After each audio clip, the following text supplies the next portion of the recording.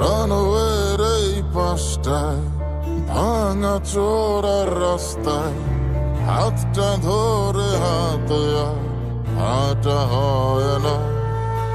80 টাকা ঘন্টা ভাড়া করার রিক্সা, কাঁধে মাথা রাখা প্রেম করা হয় না।